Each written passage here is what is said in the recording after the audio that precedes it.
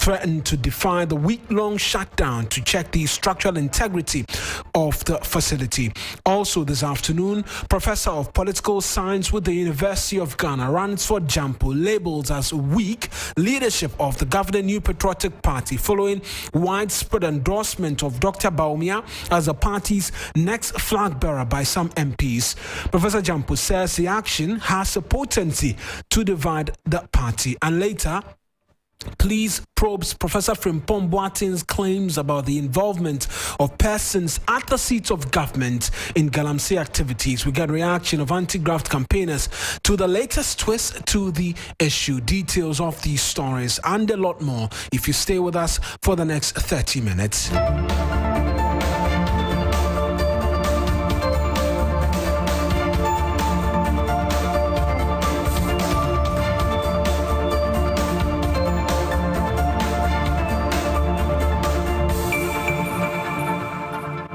A pleasure that you could be a part of this afternoon's bulletin. It's streaming live on Facebook. Our handles 3FM927 as well as on Twitter. Same handles 3FM927. I am Eric Mawuena Egbeta. We'll begin from the Ashanti regional capital, Kumasi, because the Kumasi City Market will reopen tomorrow. The decision was reached after Vice President Dr. Mahmoud Bawumia visited the area, the fire-ravaged facility today in the company of his wife and personnel from the Kumasi Metropolitan Assembly, as well as the Regional Coordinating Council. Traders at the facility had threatened to defy a notice announcing a one-week shutdown of the facility to allow a technical team conduct a structural integrity test of the facility following last Wednesday's fire. All of that appeared to have been put to bed following the intervention of the Vice President. My colleague Ibrahim Abubakar, he's been at the market since morning. He's joined us with some details. So, Ibrahim, the market, as you reported earlier, was open for 3 hours. What changed between then and now? No, Mawuena, nothing much apart from the visit of the Vice President. In fact, it was open to them around 7 and they were expected to leave the place by 10 a.m. But then it was around the same time that the Vice President also came to inspect where it has been and also engage some of the traders. So they were left to come around. But no one is buying any trading activity. That was the caveat before they were allowed entry. But now that the Vice President has told them that effective tomorrow they can begin their trading activities, I've even seen some of them who have opened their shops, even though the security is just trying to convince them to pick one or two things and close it and return tomorrow. That is exactly what they were expecting from the Vice, because in the morning they were aggrieved. They didn't understand why out of the about 8,000 shops, only 33 have been affected, and they are told to close the entire market, whilst others are also giving perishable goods and other things.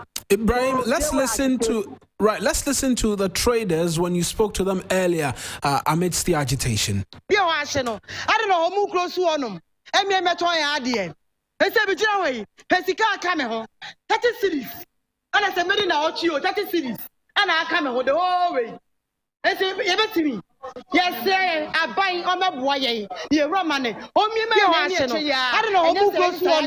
And me, my toy, I said, "Bijaway, Pesica come home. I'm afraid I say, "What came from I say, and yet I say, I'm the open of my two movies in there. And I must see him, the best. I'm saying, yes, I'm confident for a day. Many thousand women. Many of the Pambas. You said me be my idea. Nam could tell me schools by a CS and first question is 3 days. Muka Tiasia, a coffee. The Sabbath another weekend in Tiasia because more are more than 3 days. Waboka more than 3 days. So depending will be dependent on, also depend on. So Ibrahim, some of the traders, just quick translation of exactly what they've been saying, and then we can hear from the Vice President as well and what he's been saying. Maura, they were fiercely resisting the decision to extend the closure to 1 week because they were saying as much as they sympathize with their colleagues who are affected. And 33 shops out of close to 8,000 being spent shouldn't bring the decision to close the entire market, because some of them are working on loans and they are paying every day, and some of them are dealing in perishable goods. And they were even asking who will compensate them should they go home and not work for 1 week. So some of them were even saying today they will remain here unless maybe the security come to take them out. So they were a bit furious, and briefly that was what they were saying. But alas, the vice president has also brought them some joy. He said tomorrow they can begin their trading activities. Ijano, na 33 shops out of 8,000 na ewo Ijano koto. Enti upese me bo mo abaso. Oya die fire service eni nadmo. Moya ya die pa. Mesume ba eno makohwe se de etie. Minim se munyina adia hamon se munye juma because yatum meso many fire service for yakasa omosi omuni madekwa ebae so enye electrical fault so omo ahwe ni nyina so nyame adom en china omo bebie la mo start. So, unfortunately, we've lost Ibrahim Abubakar on the telephone line. Was going to ask just briefly what happens now to the checks, the structural integrity test to be undertaken by the technical team, which was the expectation was that it would last for at least a week. We'll try and get Ibrahim Abubakar on the telephone line as and when we're able to. I will bring that to you. But we're staying in the Ashanti region at this time with some politics, because Professor of Political Science with the University of Ghana, Professor Ranitwa Jampo, says the governing New Patriotic Party risks dividing itself as a trend of endorsement continues ahead of the party's primaries. 87 New Patriotic Party members of Parliament accompanied the Vice President Dr. Bawumia to the second Akwisidai of the year at Menchia Palace, insisting they are not being coerced to support the presidential bid of the Vice President. Speaking to the media, Majority Chief Whip Frank Anodompreh said Dr. Bawumia currently commands 70% of the delegates, making him a clear favorite. Tell you, he will not win less than 70%, not less than 70%. I have been in this game for a while. I've been a student leader. I have been a polling station executive. I have been a regional executive. Now I have been a committee chair once upon a time. I am chief whip. I can feel it. I can feel the spirit of the party. The entire spirit of the party is behind this man. And anybody who go against this man is like sweeping against a moving current. He's going to win. There's nothing you can do about it. It's going to be a massive win. As I told you, the minimum will be a 70%. This party, nobody intimidates anybody. That is why I'm not with the NDC. From my childhood, this party is a party that entertains dissenting reasoning. Nobody is intimidated. Nobody can intimidate members of parliament. Can you intimidate this man? You cannot. Don't also underrate the overarching support the man has and attribute it to an intimidation. There is no intimidation. Those who are claiming that we are intimidating them, they should come out and prove it. In any case, it's not 100% support. There are other members of parliament who are supporting other so-called candidates or candidate to be. For the records, we don't have any candidate yet. People are prospecting to contest. I can give you a number of names, but they are free to do it. There are MPs who are moving around with other people. Nobody's doing anything with them. So. That's the Majority Chief Whip, Frank Anodompreh, speaking there while reacting to the development. Professor Ranitwa Jampo said the action of the MPs constitutes a violation of the party's codes. It is regrettable that political parties, as important political institutions, set their own rules, and yet those people who are supposed to be custodians of the rules, people who are supposed to lead by example, would flout the rules with impunity. When these things happen, they will divide their ranks. And when they divide their ranks, then it becomes difficult for them to achieve their ambition to want to break the 8. I think that these leaders of the party who have openly shown their preferences should be ashamed of themselves. They should be ashamed of violating their party rules with impunity. The one who would win the flag bearership race would win. The one who would emerge victorious would emerge victorious. There's no point in you trying to violate party rules just for the purposes of seeking courting affection and seeking support or being liked by any of the flag bearers. It doesn't help. Well, he argues the new party leadership has failed in stamping its authority. No, clearly the party leaders and party executives are weak. I had a lot of confidence in them when they were looking for power, but it appears that they are unable to bite. They did some call-ups to people who were openly showing support, but subsequently it appears that they've pandered to a certain pressure. And so even though they have heard and they've seen, they are pretending these things are not happening. And it's a weakness on their part. And I think that the earlier they sat up to confront some of these issues, the better for the interest of the party as they position themselves and as they think about their own cliche of wanting to break the 8. Thank you so much. Pleasure. That's Professor Ransford Jampo. He is a professor of political science with the University of Ghana, and there'll be a lot more on this for you if you stay with us here on 3FM 92.7. But we're moving away from this, and the president, Nana Addo Dankwa Akufo-Addo, he's asked the police to investigate allegations by former Minister of Environment, Science, Technology and Innovation, Professor Frimpong Boateng, that some persons at the seat of government are involved in illegal mining activity, popularly known as galamsey. Professor Frimpong, who chaired the Inter-Ministerial Committee Against Illegal Mining during the first term of the Nana Addo-led administration, stressed the clampdown on the menace would have been successful, but for the interference and undermining by powerful persons behind galamsey. He told state broadcaster GTV some of the individuals are in government and working in places as high as the presidency. Here's what he told GTV briefly. I don't want to go into details now because I have a lot to say on that. But let me tell you that I did not take one excavator for anything. And they know the truth. Now things are coming up. You know those who are behind it and the party people who are there, people in government, including Jubilee House, who are doing galamsey and so on, even now. So let Frimpong Boateng stay in his corner and enjoy his retirement. That's Professor Frimpong Boateng. Well, following that revelation, there were calls from various sections for the security services to investigate the matter. The president has since tasked the police to probe that. We're joined in studio by Presidential Affairs correspondent Nana Edia with some more on this decision by the president. So what more do we know about this move by the president to have the police look into the professor's claims?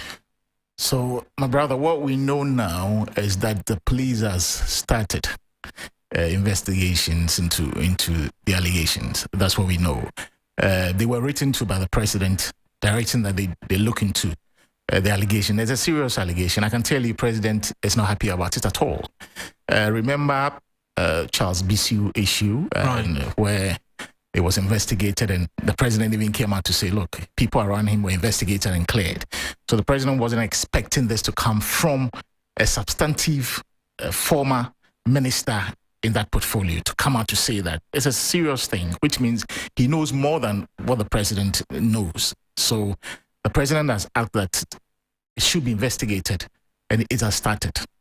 And so we are waiting for exactly what the outcome will be of the investigation. Exactly. Then we'll see exactly what it is. The people, if it turns out to be true, definitely the president would have to deal with the people around him. It's like you're stabbing me in the back, because this is this is a topic which almost cost me my elections in 2020. So that's how the president is seeing the whole thing. And so he started the fight in 2017 when he came to power. And he rallied a lot of people behind him. And for people around him to be doing it behind him, then it's a serious thing. Is the president just briefly seeking any audience with Professor Boateng for some more understanding as to the claim? Because in your submission, you mentioned that he believed that this was a matter that was settled, and now these claims are coming up again. No, no. The president is not looking at meeting Prof one-on-one. That's why he's giving it to the police to do that. I mean, the police would be able to come out with exactly what the true picture is. If it's true that people around him are into galamsey, then it's a serious matter which is going to take up very seriously. All right, then. That's Presidential Affairs correspondent Nanedia joining us in studio. We're going on to the phone now. Speak to anti-graft campaign and co-chair of the Citizens Movement Against Corruption, Edem Senanu. Mr. Senanu, many thanks for joining us on phone. The president has written to the police for investigations into these claims. A welcoming development in your estimation following what many of you have described as damning allegations made against the presidency. Yes, it is a welcome intervention. And anytime any of our leaders move to take action in this manner, it is commendable. So we commend the president for asking for the investigation. I would say that it would have been even more robust if he had provided some timeline, if he had expressed a commitment to ensuring that the report as produced will be put in the public domain, and also that the institution that does the investigation will speak to it. We don't want the presidency having to be the one telling us a summary version of the report. Let's have it the CID. Let them give us the feedback and let's engage them and ask all the questions to be sure they've done a thorough job. And then also that whoever is found culpable, if Professor Boateng is right, will not be shielded. Due process will follow. So, yes, it's a good start. There's much more that could be said and done. A lot more could be said and done. There are those who raise questions about the police investigating the matter. The Charles Bissue issue readily comes to mind, and the argument you make about the police speaking to the investigations and not the presidency giving us a summary. That matter continues to be a subject of litigation, and for some, they do not trust the police to carry out a thorough enough job. Are you satisfied with the institution of the police with hindsight of similar investigations undertaken? Well, I would rather not begin to try and assess the outcome because it's just started. I think that the police have shown that they have the capacity to deliver on various assignments and tasks when they apply themselves to it, and especially if there is no interference. And it is especially because of the risk of some interference that I'm saying that when that report is done, what we ought to have is that media, civil society, well-meaning persons should be able to engage the police service itself and whoever's in charge of the investigation, thoroughly examine what they are saying and draw conclusions. And it is not that the police clear people. I mean, the way it was reported in the Bissue case, and he keeps saying that he was cleared. No, that's not the way it is. It ought to be such that everybody has access to the report. We give our feedback, and if there are areas the police need to go get the additional information and convince us that a thorough job has been done. So the jury is still out. I don't think we want to prejudice the outcome, except to say that IGP Dampare should make us proud and do a thorough job. And let this be something that is put in the public domain, and let's not shield people. There's no way this fight, and the president hinged his presidency on this. If he really wants to get that traction, we need to weed out those who are right there at the seat who are undermining the intention that he had and has. And the only way to do that is to make sure that we allow and support the police to do this. That should not stop any other anti-corruption agency so minded to also get into this fray and do investigations if they think they have an interest and can support this process of clarifying what is going on. Right then, Mr. Senanu, I appreciate that you could speak to us. And thank you for having me. That's Adam Senanu. He's the co-chair of the Citizens Movement Against Corruption. Earlier, and Anedia was in studio for us. He's a presidential affairs correspondent. You're listening to the news here on 3FM 92.7. We're streaming live on Facebook. Our handles 3FM 927 live as well on Twitter. Same handles 3FM 927. We return here to the capital because the National Disaster Management Organization, which is coordinating the search and rescue of the victims of the Ada boat disaster, say it is convinced there are no more bodies in the Volta River more than 48 hours after the incident. The boat ferrying scores of mourners from Azizanya to Azizakpe in the Ada East District capsized on the river during a storm last Saturday, leaving 5 passengers dead. A search and rescue team comprising the Navy, police, NATMO and other volunteers has since been on the river. Ada District NATMO coordinator Ebenezer Tay, he tells 3FM no more bodies or passengers have been found, and thankfully he's joining us on the phone with a lot more details. So clarify for us, does this mean that the rescue efforts has come to an end? Hello, sir. Yes, sir. Can you hear me, please? I'm asking if rescue efforts has come to an end since you're stating that there are no more bodies in the river. Yes, search is ongoing, but it is also clear that there's nobody left in the water. That is our hope.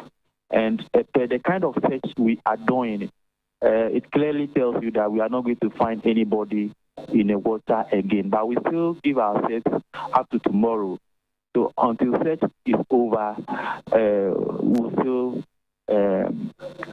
assume there's somebody in the water. Have you attempted accounting for the individuals who might have been on the boat before the accident, just to tally these numbers? Yes, because we are not too sure of the total number that has joined the boat, but eyewitnesses told us that there were close to 90 people in the boat, including children. From 3 different eyewitnesses that we interrogated, they told us there were about 90 to 95 people that were on board. And luckily enough, majority of them were indigents of the area. We only had few visitors who joined the boat. So at the end of the day, the indigents were able to account for their numbers. I mean, they were able to see themselves and were certain that they are okay. Apart from the 5 that we lost, the rest of them have been survived and they are doing well. The visitors too that were saved from the situation also went to their various places where they came from. So in total, I may say majority of the people were rescued, and nobody is also complaining of a missing person. So we assume that all of them have been saved for now. But still, we give ourselves up to tomorrow till search is over. Right then, Ebenezer, many thanks for speaking to us. All right, thank you. That's Ebenezer Tay. He's the District NADMO Director speaking to us on the situation at Ada. We'll return with some more politics and go back to the Ashanti region now, because the former President John Dramani Mahama is expected to wrap up his 3-day tour of the Ashanti region today. The former president over the weekend met with delegates of the opposition NDC as he continues to court their support to lead the party for the 4th time. He's also been commenting on some national matters. Colleague Evans Inkum reports. Former President John Dramani Mahama is expected to end his 3-day tour of the Ashanti region today, with visits to Bantama Suame, Offenso North, Offenso South constituencies. Of course, he will also be passing through the Efija Kwabre South and North constituencies, and he will call it a day. Among other things, he has promised that should he be elected as the flag bearer of the opposition National Democratic Congress and also goes on to win the 2024 general election, which is his primary focus, there are certain policies that his government will implement that will inure to the benefits of Ghanaians. One striking policy that the former president, if permitted or given that mandate, will implement, or better still, ensure full implementation as enshrined in the Article 35, Clause 7 of the 1992 Constitution. And here I am talking about directive principles of state policy. That has to do with the current administration continuing or executing projects commenced by the previous government. He says, looking at the state of fiscal space, the government or the next administration beginning from 2025, should he win, will have no other option but to ensure the fullest implementation of that article. That's Willem Evansinkum with details of the tour by the former President John Dramani Mahama, or the filing of nomination for parliamentary and presidential primaries for the opposition NDC kicked off in earnest on Saturday with the number of parliamentary aspirants filing their papers. The process is continuing today across all constituencies. For the presidential primaries, former President John Mahama has rescheduled his submission date to tomorrow. He's currently in the Ashanti region, as we mentioned. The other flag bearer hopeful, Dr. Kwamna Dufo, says he will file his nomination papers on Thursday the 23rd. He issued a statement as well that the change in date from Wednesday to Thursday is in response to a request from the national executive of the party to reschedule due to the party's true state of the nation address to be delivered by the chair, Johnson Esiedun Ketia, today at the UPSA. And so those are details there for you. We're ending with some sports because it's been long coming. Ghanaians can expect the new Black Stars coach Chris Hughton to hit the ground running after he was formally unveiled a short while ago. Chris Hughton has expressed his desire to create a winning team and pledged to get the best out of players invited for national team duty. It is the dawn of a new era for Ghana's football, and a lot rests on the shoulders of the 64-year-old Irishman to earn the support of the fans and the trust of managers. Billy Shen is with 3 Sports. He's joining me in studio with a quick chat on the man Chris Hughton and the weight of expectation on his shoulders. Let's just start with highlights from the unveiling today. What kind of reception did he receive? I think a lot of people expected Chris Hughton to buckle under pressure because the questions were just flowing in back to back to back. But Hughton was so calm and really answered the questions so well that it gives me hope as a fan and as a journalist that, I mean, the team might just be in the right hands. But of course, the question would be if his current contract that he's been given is enough. The current contract ends in December 2024. Of course, they did state that they would assess his performance right at the end of that contract. But it still feels like it's too short because... Run us through the details. What's the length of the contract? What are the expectations for him as the new manager of the Black Stars? Yeah, so the length of contract is 21 months. It ends in December 2024. And he was asked, I mean, if he can promise Ghana an AFCON trophy. And he specifically said that no serious coach ever promises a team that or people that he's going to win this trophy or that trophy. He's only looking at winning games, attacking, or whether he's attacking or by defending. He's mainly concerned about winning games with the team. And so I think that's a good start. I mean, given a promise that you might not be able to keep isn't a way to go for anyone, but at least telling us that you're going to make the effort to win is actually a good start. And of course, he did address some other issues like Mohamed Kudus's position in the Black Stars. And he mentioned that he has to find the right balance because every team would have a different tactic that he would have to use against that team. And if a different tactic comes in, then the personnel and the positioning might change. And of course, in Kudus's case, we've seen him play a multiple positions, like the right wing, like the central midfield, and his favorite position, the number 10. And so it's always been there. That question has always been there as to where they should play him. And so it would be interesting to see how Chris Hughton deploys him, but he's already made us know that he might deploy him in a number of positions. And also that of Thomas Partey, it's been, a national issue. We've seen him perform so brilliantly at Arsenal, but when it comes to the Black Stars, it's different. And Hughton has stated that, his rules in the Black Stars and that of Arsenal is different. Right. But, of course, Thomas Partey is Thomas Partey. Whatever rule he's giving, he's going to execute it well and then shine. So, overall, Chris Hughton attacked the questions head on and managed to answer them very, very well as a coach. Right, then that's Billy Shen helping us end the bulletin this afternoon with the new Black Stars coach, Chris Hughton. There'll be a lot more from 3 Sports if you look out for them on their various social media handles as well. But that's our package for you this afternoon. A lot more news when you log on to 3news.com.